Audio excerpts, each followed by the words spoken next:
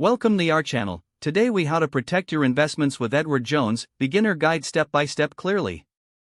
Step 1 is to understand your investment goals. Consider why you are investing and what you hope to achieve. Step 2 is to assess your risk tolerance.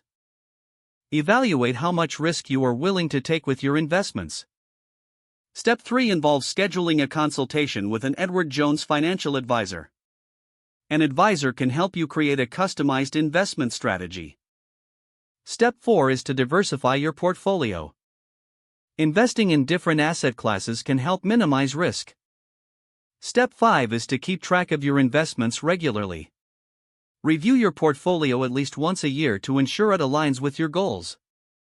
Step 6 is to stay informed about market trends.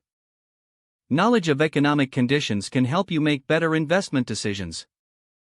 Step 7 is to utilize the tools and resources offered by Edward Jones. They provide various tools to help you analyze your investments.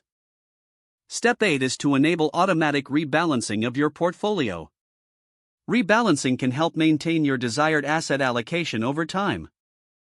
Step 9 is to communicate openly with your advisor. Ask questions and express any concerns about your investments. Step 10 is to remain patient and stick to your long-term plan. Investing is a marathon, not a sprint. That concludes our step-by-step guide on protecting your investments with Edward Jones.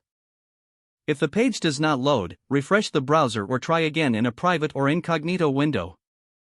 Make sure you are using the correct email address, then retype it carefully to avoid small typos. If your password is not accepted, use the reset option and create a new strong password you can remember. Check your spam folder for verification or security emails, then complete any requested confirmation steps. Enable two-factor authentication if available to improve account security and reduce unauthorized access risk. After signing in, review your profile details so your contact information and settings are accurate and current. If you see an error message, note it down and try again after restarting your device and internet connection.